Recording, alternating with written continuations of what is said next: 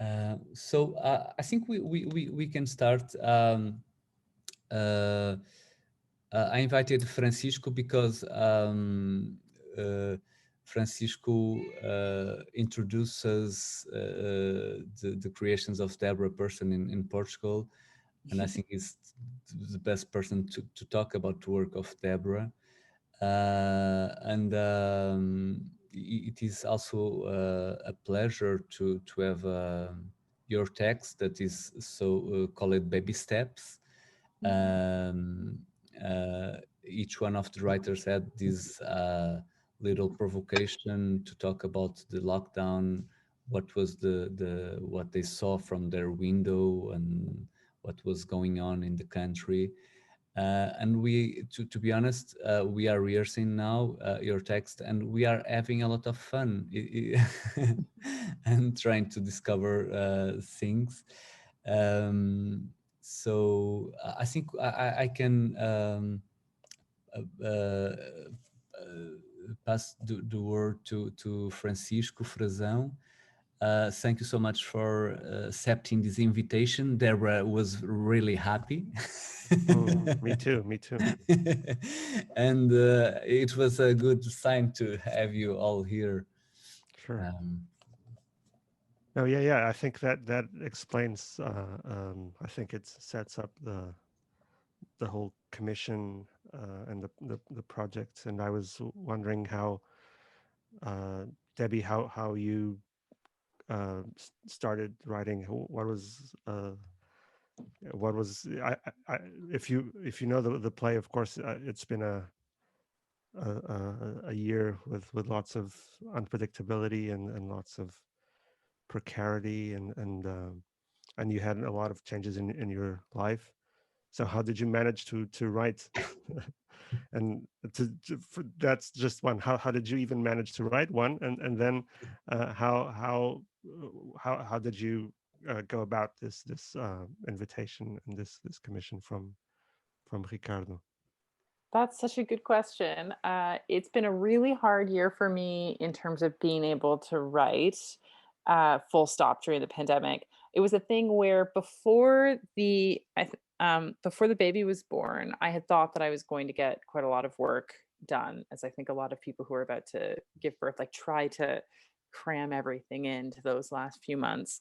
And then the last 3 months of my pregnancy was the beginning of the lockdown. And I think that the existential load of a pandemic was a lot for me to deal with. I think it was a lot for a lot of artists to deal with, Mm, even those who weren't pregnant and who weren't having to shield. Because I was also having to shield, so I was never leaving the apartment, except to go out on the balcony or to leave for doctor's appointments, which was a pretty surreal experience. It was like being under house arrest.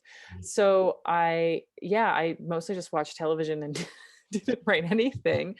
And I wonder if there was a part of me that thought that once I had the baby, I would be able, I don't know why I thought this, but I thought maybe it would free me up a little bit creatively, but because of course the opposite was true. Um, yeah, so I think the way I managed to write this piece was written very unlike the way that I normally would write. Um, but in some ways also kind of like the way I would normally write. I'm pretty sure it was written at like 4 in the morning, or maybe like 3 in the morning. I think it was written on my phone, text like the way you would text whilst I was breastfeeding. Like I think it was really so it wasn't like I'm at my laptop, I'm doing a thing. Although maybe I was at my laptop, but I know it was definitely like I know the fact that I managed to write it definitely felt miraculous. Like I remember like after I'd finished writing it, I just was like, I can't believe I did that because I didn't think it was possible to write anything right now. And I think that it being written in that way meant that I was very like just frank and open about one go. I think I maybe did one or two rewrites, but not, I probably didn't do as extensive of a revising or rewriting hmm process as I normally would. Yeah, and I think that that meant that it feels probably like very confessional, very like it's sort of just building on itself, almost like somebody who hasn't spoken about something for a long time and then just like says everything Hmm. all at once, because I think that was the feeling for me. Also around having given birth during this period, I'm still processing the fact that I gave birth during a pandemic. I can't, or I had a cesarean during a pandemic. It's still very hard for me to really unpack that, as I'm sure we're all sort of still processing just elements of what this period has meant to us. So yeah, so I guess the answer is I'm not really sure how I wrote it, Hmm. but I know it was in the middle of the night. That I know. I know it was definitely in the middle of the night because I remember that. Yeah. No, and I think you can see you were saying about that initial um, desire or this urge to be productive. That's also in the play that you talk about that, and how then that turns into the opposite in a way. And you mentioned this tweet that made the rounds about not people just not just refraining from uh, doing all that work that they were planning to, which was a quite horrible thing to say at the time, I think. But yeah, but I think there's those two extremes that many artists that we know, but I think both in Portugal and the UK were one of those two, either very productive, wanting to just go online and do digital festivals, and others just preferring not to, as Bartleby would say, just not wanting to be a part of that, and taking the time to not do anything.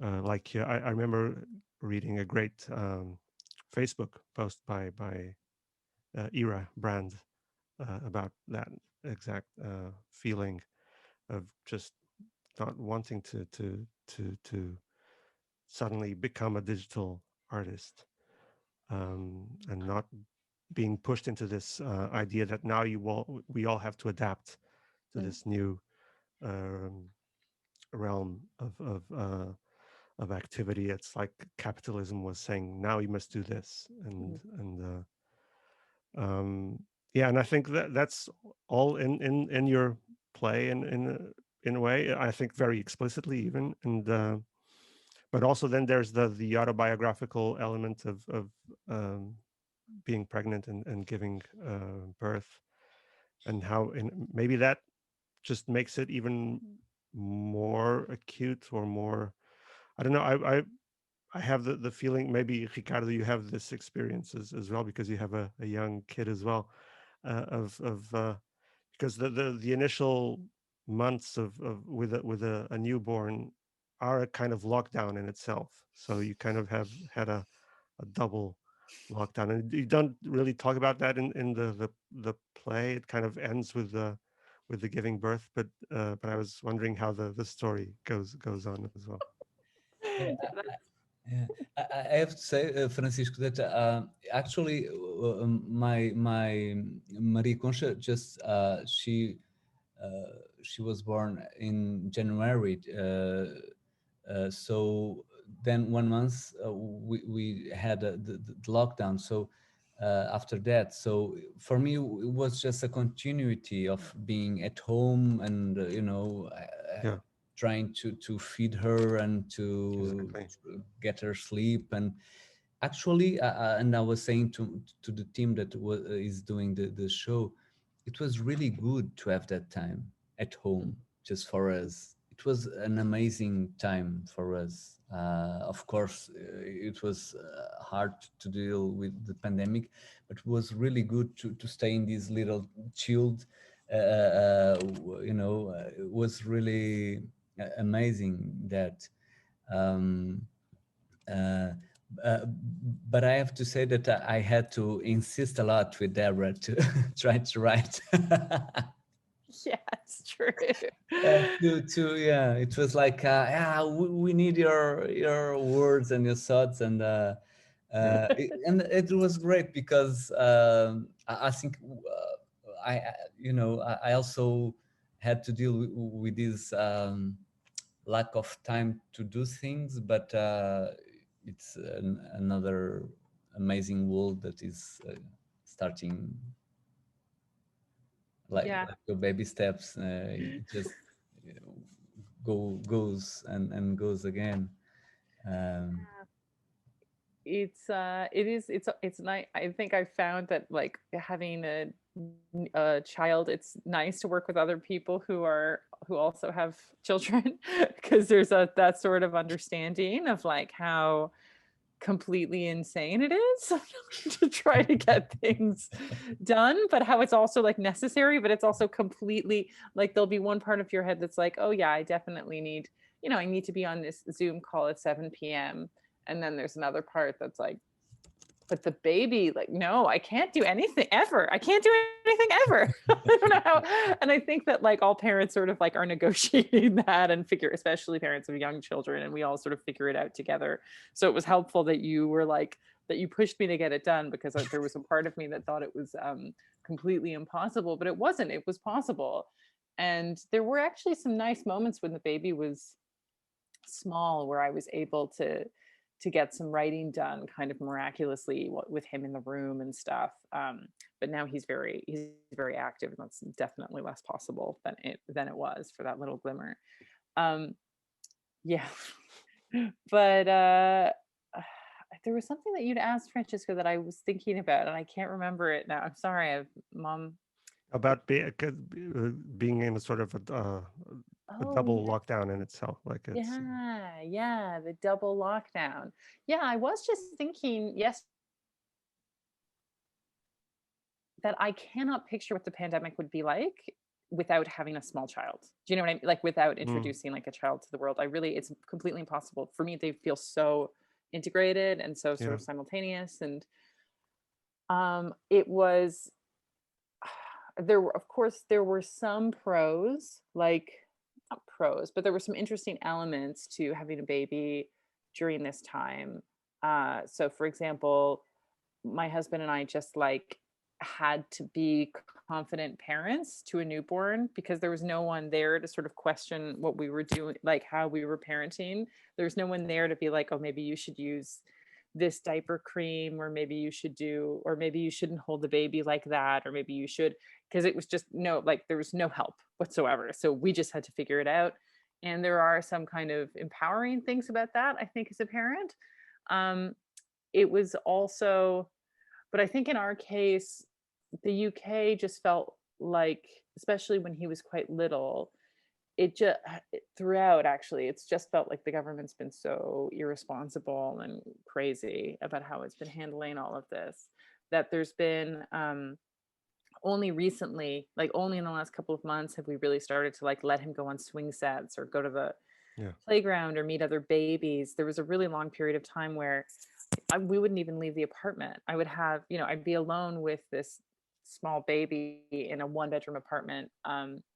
And that could be sweet, but it was also very claustrophobic, like very claustrophobic. And certainly thinking about, like I hope quite helpful to my sister-in-law and brother when they had my niece and nephew. And I was always very like willing to kind of listen to my sister-in-law talk about how difficult it was to have a baby. And I would have so many moments being like, you didn't know anything. Like, you thought that was difficult? You could go to a baby class. I could come over. Like, I could come over and help you. Like, nobody can come over. I can't leave the apartment. It was just, my husband said that it felt like if life was a video game, we were playing having a newborn on hard mode. It really did. Yeah, it was really intense. I know that period is alienating and you can feel kind of like locked down anyway, but would have been nice to have someone come over. You know what I mean? It would have been nice to like bringing be able food to, or something. Yeah, to bring food or just hang out or whatever. That just wasn't a possibility for us for a long time. Yeah. I was thinking that going back to the play itself, this autobiographical element, I think it's a question that I have, but maybe what's political about the way you wrote the play. It's sometimes it's explicitly political when it mentions, I don't know, Dominic Cummings or but I think it's actually political when you decide that it's for 3 actors. that it's not, even though it's about you or it's one voice, that it's, you split it into three different voices so that three people get paid, as you mentioned it. So I think that's the best way to be political. It's not about the subject matter, it's about the actual means of production, as Marx would say. um so yeah, I was wondering how that decision came about. Yeah, that's, I think I had this moment when I realized I was writing, that what I was writing was going to be like a monologue, kind of a confessional monologue. And I think it was a double thing where I both thought, I don't think it's going to be that dynamic, uh, kind of in terms of the staging and the theatricality of the piece, for it to just be one actor speaking my words. You know, I think I thought on an artistic level, on an aesthetic level, it would be more interesting to have more people speaking, but that I couldn't be bothered to like write a scene or like write, like I wanted to just write a sort of cacophony of voices that were all clearly my voice. But then I also had this moment of being like, people need work, people need money. And so why not just be explicit about that? We know, yeah, let's put the means of production front and center in the piece. But then the means of the production also become, I also think that the piece is better, I hope. I think the piece will be better for having three voices in it. Yeah. And also will be better for having acknowledged that those three people are actors who are getting paid, and for just being very, very open and explicit about the fact that these aren't people pretending to be Deborah. They're actors and they're getting paid and they're speaking lines I wrote. And let's just all be front and center and honest about that right from the beginning, and take down that fourth wall, because it's not for me. Yeah. Yeah, I have to say that we yeah, I enjoy it a lot that to have these three different stands of Deborah, but also, as you were saying, it was a political act, a gesture, saying, yeah, we have to give work to these three people, and in a way, it's really nice, because you just are doing this construction of the theatrical event, and then it's quite explicit, but we have a lot of fun doing it in rehearsals. It's really, it's nice, um, and also working with the play is nice, because we have all this roller coaster of being at home and trying to write and to be productive and not doing anything, and also actually you have a lot of this it is a play that also works with the stage a lot. You have a lot of things like the songs. Each moment you can you remember a song, like when the born was when your baby was born, when you were alone, seeing Schitt's Creek and listening Simon and Garfunkel. That is amazing. So yeah, it's like a landscape of these emotions that you had also, and um, but I feel that I have a lot of uh, you you write also. Planning a lot of the theatrical event is, and that's great. That's a thing that I really enjoy your work, because we is communicating for someone to see it. I mean, oh, my poor baby, he's crying. So it's interesting to say about the songs, because I felt that this whole experience of becoming a parent for me, I don't know what kinds of words there are for this in Portuguese, but in English, you know, a lot of the words that we have about something like exceptional, extraordinary, they suggest that for something to be impactful or awe-inspiring or immense, it needs to be out of the ordinary. And I think that what's been very huge for me is the realization that, I mean, of course, having a baby during a pandemic is out of the ordinary, but having a baby is not out of the ordinary. And the insane, I think that like when you have a baby, you just go, it's similar to like when someone who's close to you dies, you just go like, what? Everybody, like loads of people deal with this. This is crazy. Ordinary, it's ordinary. And I think that that's been a really interesting thing for me to figure out. Like, I wish there was a word, you know, I guess the word amazing, maybe because you're like amazed by the way that it is.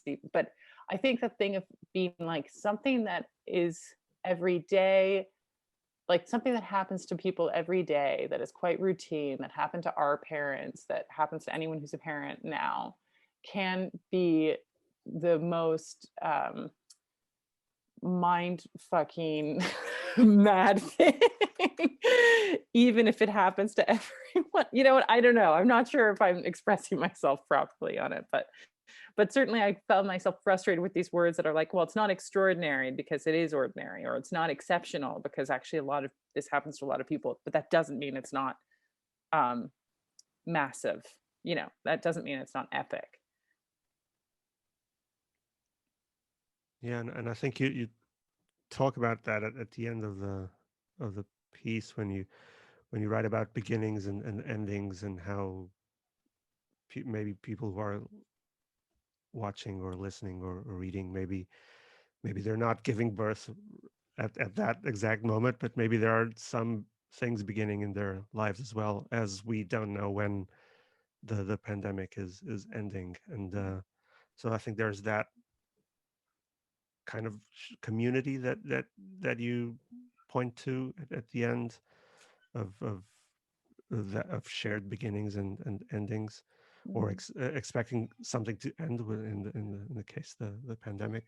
But and of course this whole idea of beginnings and endings makes me think about your focus on narrative, which is always in a way present in everything you make.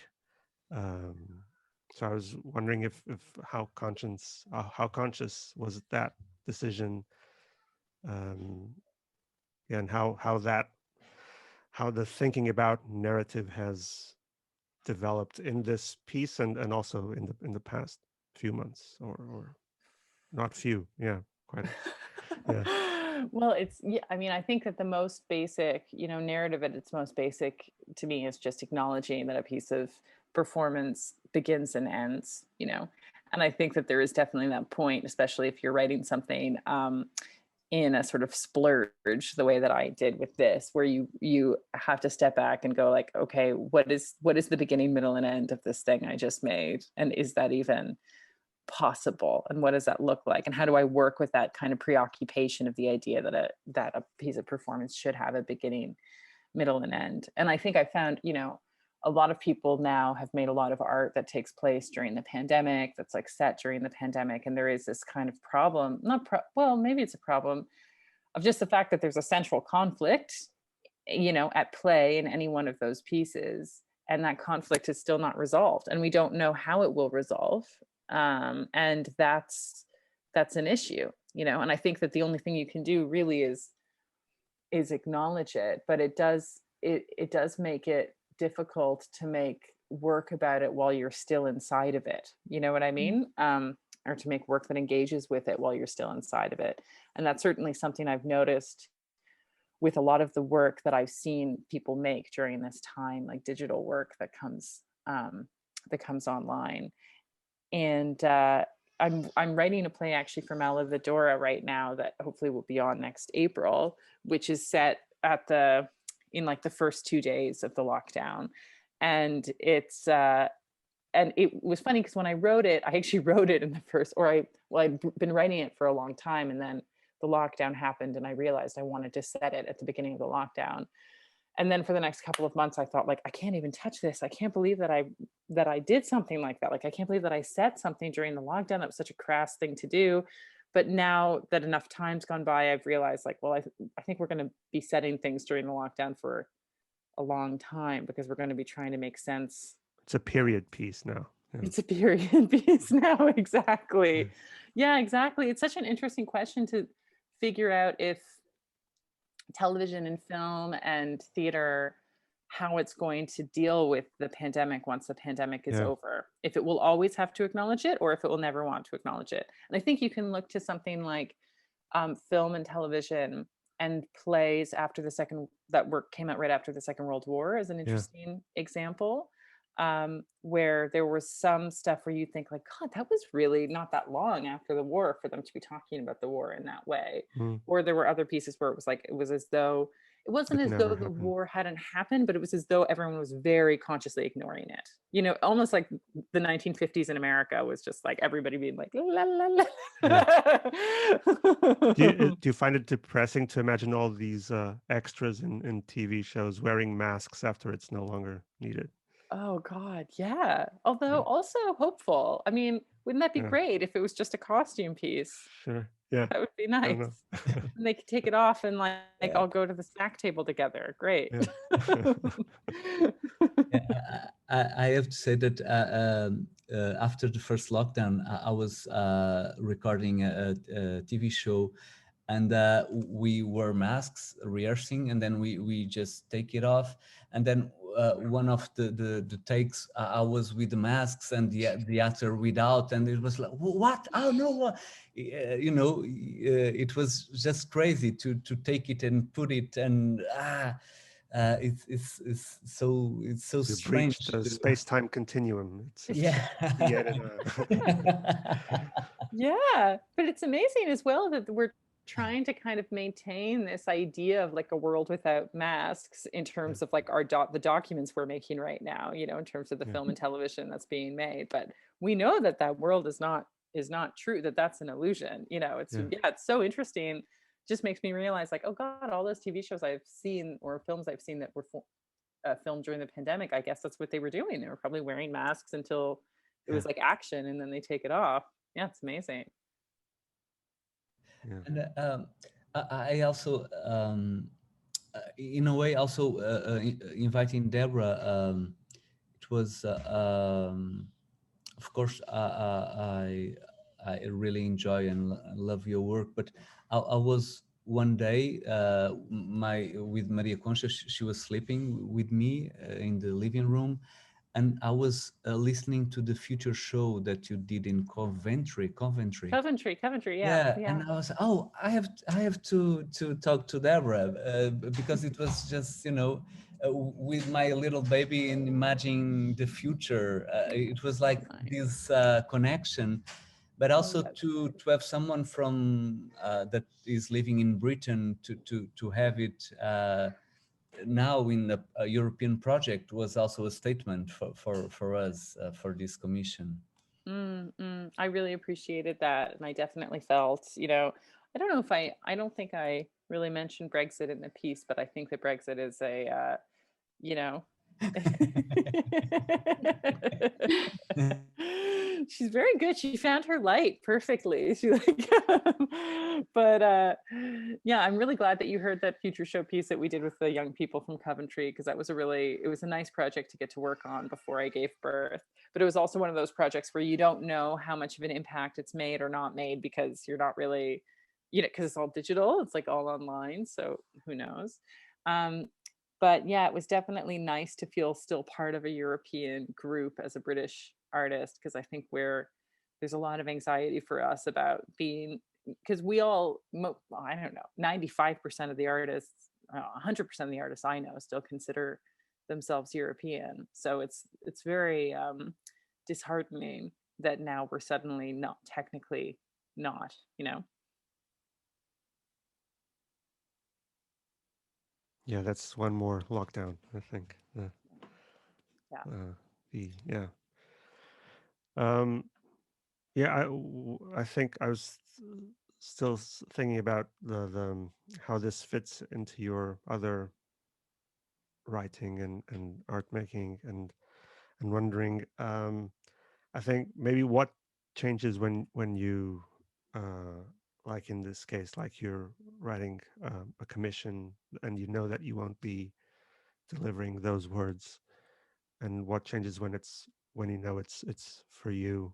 I think clearly we've talked about this idea of having three actors and what it means, three performers, but you also sort of make them tease themselves. So you tease them, you poke fun at them, or make them poke fun at themselves for being actors in a way, for behaving like actors, or doing actorly things.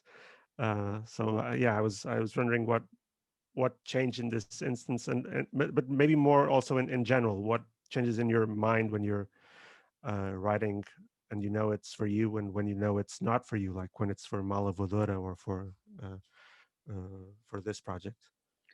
Yeah, I think that I'm always really aware of what the kind of the I try to be really aware of what the final product might be or how that's going to work. So if I'm going to be the performer, and actually with the piece with Malavador, I'm going to be one of the performers, but there's three of us, so I can't.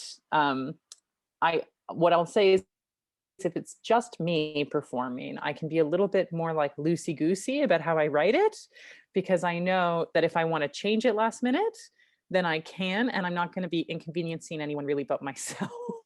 So, like with the future show, I was Yeah, constantly, if that you was have to part of the rewrite the project. whole thing, yeah, Yeah, yeah, exactly. I had to every rewrite day, it yeah, every day. But I also, with history would make like little tweaks as I was touring it, or with uh and also, like, if you read the script of history, and you weren't me, parts of it just probably, or you weren't the technical person who'd worked on it with me, parts of it just wouldn't make sense. Like, you wouldn't understand what was going on in the script, because you have to be like me or the technical person to know exactly what's happening. Whereas if with a piece like this, I'm more aware of the fact that it's almost like writing a recipe for another cook or something, or it's like writing instructions for other people to carry out. So the instructions have to be clear, and I have to write it in a way that I feel um, that I'm both giving a sort of clear idea of what I envisage for it, whilst also leaving enough space for that person to put their own take on it, or to be creative with the the instructions. I think it is like cooking something yourself for yourself, and then like writing notes to yourself about how you cooked it, versus writing someone else a recipe. That's kind of, so I think it's really about seeing it. One thing is sort of a record for yourself to use, so you can kind of recreate it, whereas the other thing is more of like communication and instruction, and the first part of like a dialogue, I guess. It has to be clearer, I suppose. But also, when you're thinking about the other performers, you want to think about like how best to use that opportunity. Like, the idea of making fun of the actors is just like, how could you give up? How could you not use the opportunity of making fun of the actors when they're there? And they're willing to say the lines. I think I always like performance that just acknowledges a situation, that doesn't pretend, there's something kind of truthful about it. Even the piece that you commissioned, Francisco, that Ricardo directed for the Young People's Festival for the Spanish Commission, which was performed by young performers, even though it purportedly kind of had a fourth wall up, it was the fact that they were all young people pretending to be older people made it always clear that this was yeah, theater. That this wasn't pretending to be real. And I think that that's important to me, that the theatricality of it that is always kind of like at the forefront and named and honest and a part of the piece. yeah, yeah. Although that piece for young people, it's maybe from those that I know, it's one where you don't appear explicitly as yourself. Because in the Malavodora piece that I saw, you were there. You did a cameo on video. Um, Yeah, I was in that piece. It yeah, wasn't me though. I like was in no, it as a fake writer. It was from Los Angeles. It could have been anyone, but I thought it was funny if the person was played by me. yeah, Yeah, but that's true. I wasn't really in that piece with the young people. And I kind of am like in and not in that piece with Malavadora. I mm, think that but this piece is very, I guess that's also like down to how autobiographical something is or isn't. And I've gone really autobiographical with this piece, with this short piece, but that felt like it was also implicit in the invitation that Ricardo made about like, what have you been seeing out of your window during this lockdown? Yeah, it felt like a very like personal invitation. Yeah, and maybe maybe some of the other pieces are not, although they look autobiographical. Maybe they're not. Like the Future Show is an autobiography of the future. So in itself, it's an impossibility. Um, Yeah, it's completely fictional. And yeah, then history is like, a lot of it is invented, and yeah, it's about my, it's about my family and my grandparents. And I think that piece really looks autobiographical, but actually you don't learn that much about me no, in that piece. All you really learn is that this person was my grandfather and I'm a performer. And both of those things are kind of things that like you already knew, but it's not that revealing about me so much as it is about this other story in this other place. yeah. Maybe the first one that you brought to Lisbon is the more autobiographical in that traditional sense. Yeah, like You Were Before is Yeah, definitely is.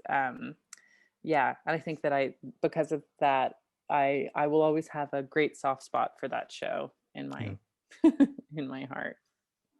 yeah. Yeah, but I was also wondering. It's of course it's in the invitation, but from Ricardo. But I think there's something in the art that was made during the pandemic that asks for this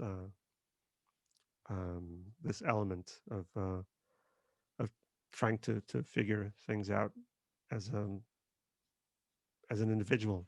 Um, I think there's a lot of confessional work, maybe, or yeah. I was wondering because you mentioned that earlier, and that about the digital work that you'd been seeing. If you notice some trends about that, or if you think that some things were more successful than others, what do you see about this moment in terms of the the the theater or the art that is being produced? Well, I haven't. Yeah, that's such a great question, because it also really exposes like how much of it I've engaged with, and I haven't engaged with. Definitely, I haven't engaged with as much as I would engage with regular performance in a regular No, of course. year, I would Yeah. say. But a couple of the pieces I was thinking of, one piece was, I don't remember what it was called. I don't remember what any of these pieces are called. One piece was a video performance by Paula Varjak that was very much about kind of making a piece during lockdown and getting paid, and what like the means of production were, and it was made with kind of projections. And then this piece that there was a photograph of me in, by Daniel Kitson, where he went on tours of different venues all over the UK, but he performed on the stage in the venue empty, and then he sort of sold every single one of the seats digitally. And so he went on kind of like a traditional tour all over the country, but was like alone in these venues. And that piece was really nice. He used the camera really nicely. He had like little cue cards where he would sort of like hold it up to the camera, and photographs, and he was just speaking directly to camera, and you could see all of the empty seating bank behind him. And being like a stand-up comedian, it was interesting because you couldn't hear any laughter, right? So it was just like him, you're like, one's used to his shows being punctuated by laughter, but this wasn't at all. So that was kind of, yeah, that was kind of interesting. And it was also long. It was like 2 hours or 2.5 hours, which for an on-screen thing, set during the pandemic is really long. But I did find that to be a pretty successful piece. It's really stuck with me. I found it really moving. I think that what's tricky though is that all of this work, we're all feeling, so many people I know are feeling so victimized really by their governments in all sorts of different ways. I think we're just, the extent to which the government decides what we can do and what we can't do, and also made room for this pandemic to happen in the way that it happened in general, feels so explicit. that I feel like all of the work I've seen that's set during the pandemic feels like it's also really about how upset people are with their with you know their government. And I think that that's interesting. It makes for a very specific kind of political work, that can be a bit of a that can be a bit depressing to watch, but maybe also necessary. I don't know. It's a little bit like when your partner like starts talking to you about politics and you're tired. And you're like, I know, but do we have to talk about it right now? Like, you're right. I agree. I just really wanted to watch like RuPaul's Drag Race or something. I'm sorry. I think that's the other things. We're also exhausted by it as well. So it's hard to, that's probably one of the reasons that I haven't seen that much of this work, because I do feel like I do feel like this disquietude with the world is so much at the front and center of it that you have to be in the right frame of mind to feel that you're resilient enough to deal with it in that moment. Um, Francisco, Yeah. you commissioned some work using this division, this binary division that the government made about essential professionals and Yeah. non-essential, and um, how in a way how did you came with this idea, and how they related each person that were working, and also because in a way also this is for also for Deborah, how did you feel, because in a way we felt this uh, we have a lot of discussions. Should we do a lot of things, offering our work, not doing anything? Why I'm not working? So we have also Yeah. these discussions here. And Francisco, I think he just captured really well in this commission that he made.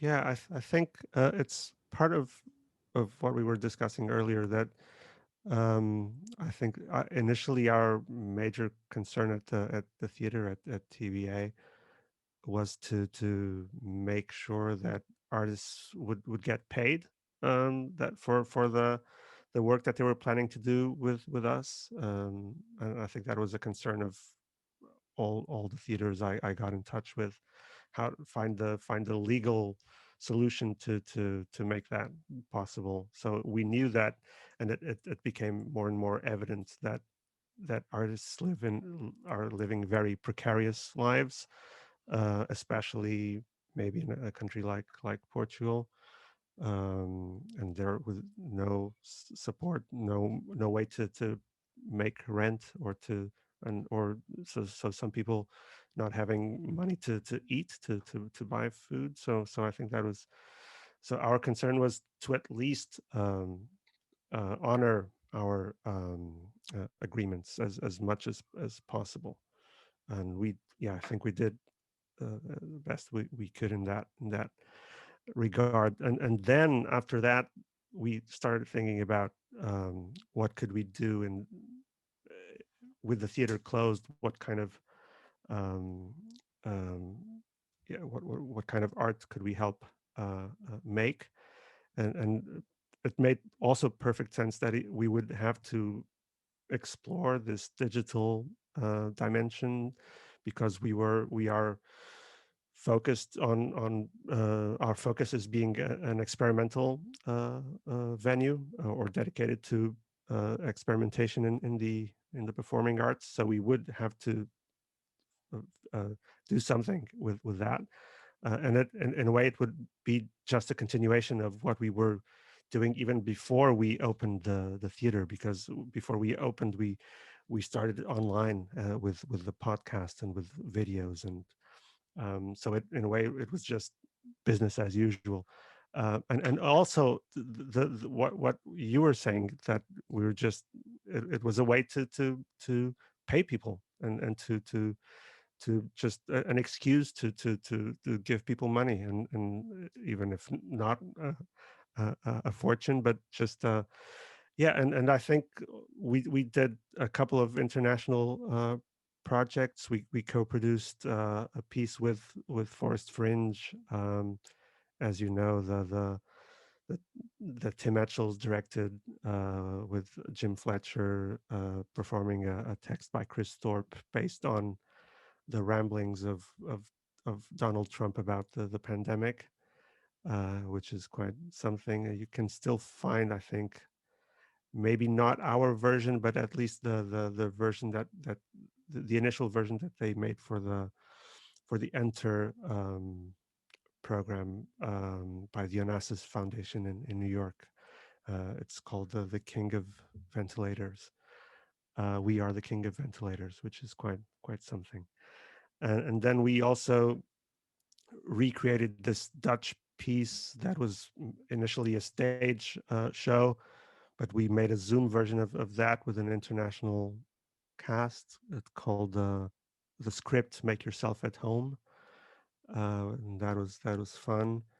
But yeah, but we did these two projects at least that are the titles themselves are very explicitly about the pandemic. One is called Essentials, because it's based on this idea of having essential workers and non-essential workers, and artists being especially non-essential, in the at least in the public sphere. And what we did was we asked for our artists to invite four essential workers, so one each, to do a piece with together, to work on a piece together. And so it was, yeah, it was, so we just chose the initial four, and they chose the other people that they would be working with. And that was really interesting, that also as a way to get around the our curatorial perspective. Just you invite someone who in turn invites someone else's. I think it's very refreshing, and by nature, or it takes you uh, out of your bubble and your and the world, you know. So that was really interesting. And then we did another project, digital project called Recolher Obrigatório, so curfew, which is what we had in Portugal, and kind of still have. And we had a curfew late last year, which went from, I think, 11 p.m. to 6 a.m. And we did a kind of a durational digital event from 11 p.m. to 6 a.m. with some live performances and some pre-recorded ones. I don't know if a lot of people saw it, but it was fun as a concept to, and yeah, to record that moment. Yeah, and we have another one. We're planning another one, but I won't spoil it. That sounds very cool. I love thinking about the artists having to find the essential worker Yeah, to collaborate with too. What an interesting concept. yeah, yeah. I think we had some really good, um, and it was also, I think, it was video, so nothing fancy in that regard, pre-recorded, so not none of they could have, but they chose not to do anything live. And I think that's also very interesting discussion to have about this whole digital um,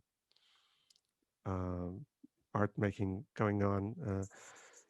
Especially, I find it really irritating, the kind that tries to pretend that it's or tries to recreate some of the in-person aspects without actually being in person, like something that's pre-recorded, but you can only see it at 8 p.m. Mhm. And you have to pay a ticket, and you have to be there at that exact time. It doesn't make sense. It's just a kind of a sort of a fetishization of the of this idea of what it is to be in the same room together, which is something that we can do in Portugal now, but we weren't able to do for a few months last year, and a few this year, and UK. I know it's different. Mhm. I totally agree with you, though. I mean, why not? If it's pre-recorded, why not just let people watch it whenever? It's bizarre, you know. Yeah. But I really like the Daniel Kitson idea of selling the tickets according to the capacity of each venue, and I imagine that was sold out as soon as he announced it. Yes, it was. Yeah. As usual. Yeah. I don't know if anyone have some questions. Maybe we just can open this beautiful talk that we are having. Also, we have here Marcia. She's helping us doing this project from Convento São Francisco in Coimbra. And she gave us this amazing commission. And also, I think that the idea was, to look in different perspectives. And I think the texts from each one of us have these different perspectives from the side, the country we are, the thoughts we have about it. And I think that was great. Also, all the discussions we had till here, and now we have to do it. But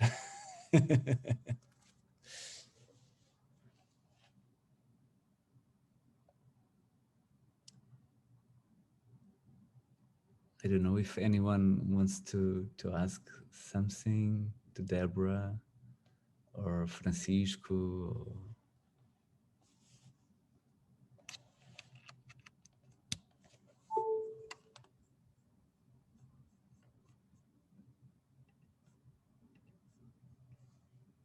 Ricardo, I just want to thanks to Deborah for accepting our invitation, and to say that I'm very curious to see the play. These last conversations with all the participants has been very interesting, and I'm very curious to see all this together in a play. So it's different perspectives, different ways. How did you look all the pandemic and the lockdowns from your window? It's very interesting, and you have ways to see this. That this was the goal of this commission, was all this diversity, all some autobiographical ways to see this other, or just to see this as a global situation. So we have these different visions that I think it will be very, very interesting to see in the whole play as a whole. So I'm very curious to see. And I found this conversation, as the others, very interesting. I think we talk about a lot of things that will, it's questions also for the future. How this question of if the digital ways were just a way to pay the artists and all the people that work in the art sector, or if it will become a new way to make art. So I think this is a question, and we are all thinking about this. If this was just a way to pay and to be able to maintain a relation with the public, not to lose the public during this period, or if we are talking about something else, something new. And the question that was made, we are trying to recreate or to imitate what we can have in a theater. In my perspective, it's not possible, because a theater is a place where we all get together to see something. It's a unique moment that we all share. And I think that this is another way to share something, maybe a new way, but I don't think it's the same, because our presence at that moment is really important, and it's what makes in this case the theater, I think. But it's a good question for all of us to think. Maybe after all of this is gone, we hope it will be soon. And it was interesting, because I was thinking, Ricardo, that when we made this invitation, it was in the the first lockdown, after the first lockdown, and we thought, okay, this is over. So now we are going to do something and we intend to get back to normal. And then we had the second. So, and we were talking about if it was just one, but no, it was two. And when we talked for the first time, we were hoping that all of this was over and we were all returning, and we thought this will never happen again. So, but it did. So, and I think that your original idea was to think about before or during the lockdown and after, but we didn't have a after, so it's still a lockdown. So it was a curious aspect I was thinking also. So Deborah, thank you very, very much, and also thank Francisco for participating. It was thank you very much. It was a very good talk. Thank you so much, and thank you to Francisco and Ricardo as well. No, thank you. It was fun. Thank you. Yeah. Okay, so hopefully this will premiere at 29th of July and 30 here in Coimbra. So you are all invited, and of course we will record and we can send you and put online for another lockdown. Thank you, Aziza.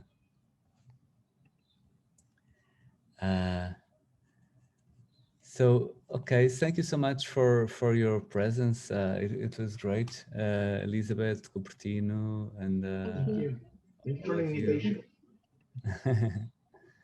And What are you watching for movie night, Debbie? Oh, we haven't decided, but we watch an episode of Seinfeld before the movie every time, and we are now on the third last episode of Seinfeld, so we're almost completely through. There was obviously a year and a half when we weren't watching any of them, but yeah, so it's taken a long time. But yeah, we're nearly done. I'm not sure what we're gonna watch. I'll let you know. I'll text you. I'll tell you what we watched. I don't know if I can say something. I don't really have a question, which is why I wasn't saying anything, but I would like to share something. It's not a question with you, Deborah, because I was very interested. I mean, I didn't really know what this conversation was about until I came here. So I was really fascinated because it touched on a topic which is very close to my heart, which is all about motherhood and birth. And because I had 2 home births in the UK, and then I was forced to have a hospital birth in Portugal. And I knew I couldn't have a home birth because of my age, but I wanted at least something as close as possible to a natural birth. So I was interested because you spoke about a cesarean, and I managed to get sort of through contacts a sort of to warn them beforehand that this crazy woman was coming in who wanted minimal medical intervention, and I was very nervous about it. And so I decided to write a birth narrative in order to gain power over the whole process. And obviously I couldn't gain power over the process, but as soon as my son was born, as soon as I was able to write, I started writing the birth narrative before, that's right, while I was pregnant. And then as soon as I came out of hospital, I then wrote a birth narrative. I then sort of wrote up about the birth, everything that I could remember, and then carried on writing. And then I managed to, which was quite difficult, but I actually managed to get this published as as an article, which was quite because my area is anthropology, and writing about how maybe writing birth narratives can be something very empowering for women, because for me it was a massive shock when I moved to Portugal, the difference in the way I was treated compared to how I was treated in the UK, where in the UK it was very much, you decide what you want. And I was really feeling for you with regard to the pandemic, because, I had 2 home births, but I had the midwives visiting me every day for 10 days after the baby was born, and this wonderful connection. And it was an amazing experience. And then having to confront medical authority and a sense of power, and, sort of doctors and nurses saying to me, you know, we know, you don't know. It was a massive contrast. And so I found that writing was a way of giving me some a kind of healing as well. And I really tried to write about it as honestly as possible, in the sense that what was really fascinating, I'll just say one small thing, because I don't want to talk too long about this, because it's probably the end of the session, because I don't know how long it was meant to go on for. But